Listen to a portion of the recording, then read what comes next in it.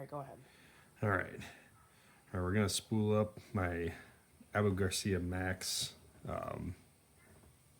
ultralight spinning reel for get it ready for crappie fishing here. Um, I'm just gonna start with a basic slip knot and just over the overhand loop, pull your standing end through, make your loop. Make sure your bail's open. Slide that over.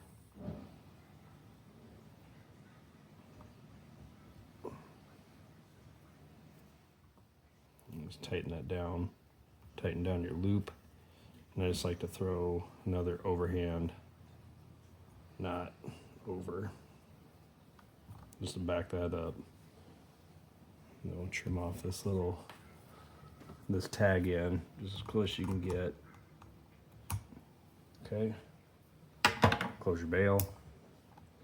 I've never used this spooling device before. And then you get it tight. And off you go.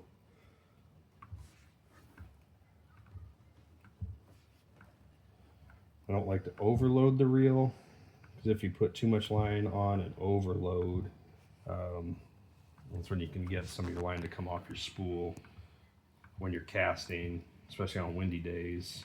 You have the wind in your face and it puts a lot of slack in the line when it's in the air in between casting. That's when you kind of get some backlash and you get loops that come off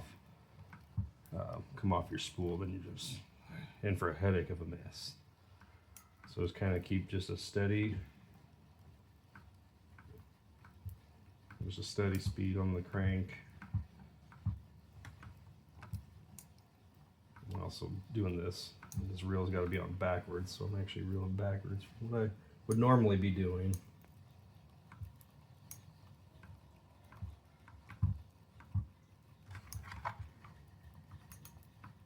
Take my drag up a little bit. There we go.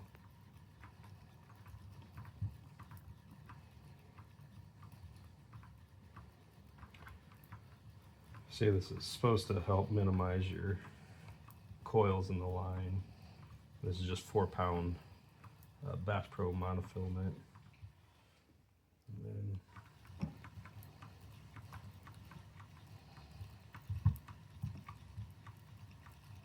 few more cranks on there. All right, we'll call that good. There's supposed to be a line cutter in here somewhere. Just like that. Spooled. Okay. All right, next step for the slip bobber rig, we're gonna thread on our stopper. And you can get these from Phil in a pack. They're pre-done up on these little tubes. So all you do is just slide your line through, pull that out. Don't make the same mistake I did the first time I used these years ago. Pull the tube out towards the end of your line. So that comes off, then you get your two tag ends. Pull those tight. Then we'll trim off the excess at the end. So the next step, some people put a bead on after you put the knot or the stopper knot on, just to kind of help to prevent that knot from pulling into the top of the bobber.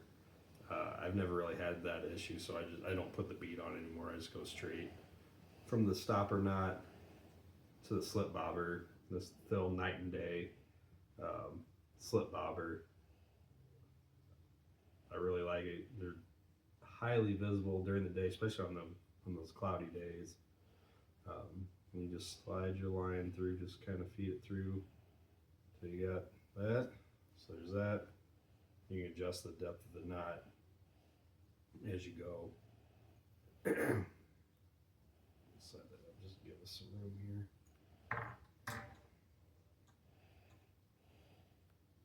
And we're going to take the jig, we're going to do a loop knot.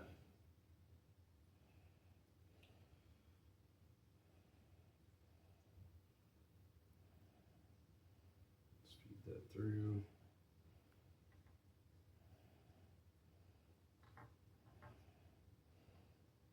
Lay your two ends over. We're going to start an overhand knot. Just going to pass the jig through your loop once, pass through twice. You can manipulate the size of the loop by pulling your unfinished knot down. Kind of give it a little bit of, lube it up a little bit so you're not burning your line. So now you got a loop. It's a little larger than what I want, but it'll work. Trim off your tag, excess tag. Go ahead. Trim off our tags here.